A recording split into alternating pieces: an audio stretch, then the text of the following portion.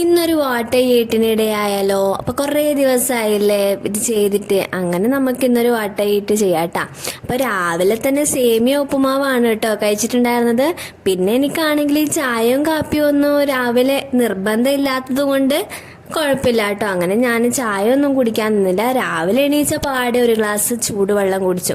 അത് കഴിഞ്ഞിട്ട് നേരെ ബ്രേക്ക്ഫാസ്റ്റ് കഴിക്കാൻ തോന്നിട്ടാ.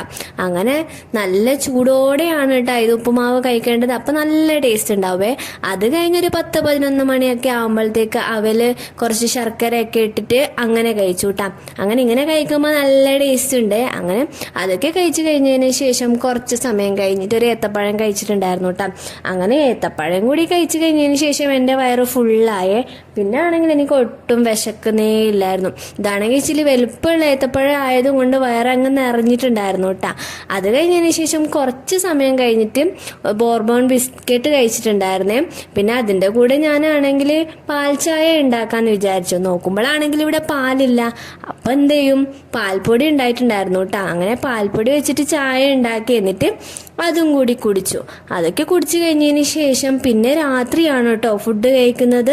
പിന്നെ രാത്രി നമുക്ക് എന്താണെന്ന് നോക്കിയാലോ. അപ്പം ചോറുണ്ടായിരുന്നു, മീൻകറി ഉണ്ടായിരുന്നു, മീൻ പൊരിച്ചതും ഉണ്ടായിരുന്നു കേട്ടോ. അങ്ങനെ ഇതൊക്കെ കൂട്ടിയിട്ടാണ് രാത്രിത്തെ ഫുഡ് കഴിച്ചത്. അപ്പോൾ നല്ല ടേസ്റ്റ് ഉണ്ടായിരുന്നു കേട്ടോ. അപ്പോൾ ഇത്രയേ ഉള്ളൂ ഗായ്സ് ഇന്നത്തെ വീഡിയോ. അപ്പോൾ വീഡിയോസൊക്കെ ഇഷ്ടപ്പെടുന്നുണ്ടെങ്കിൽ ചാനൽ ജസ്റ്റ് ഒന്ന് സപ്പോർട്ട് ചെയ്ത് കൊടുക്കുക, സബ്സ്ക്രൈബ് ചെയ്ത് കൊടുക്കുക കേട്ടോ. എന്നാൽ നമുക്ക് അടുത്ത വീഡിയോയിൽ കാണാം ഗായ്സ്. Bye bye.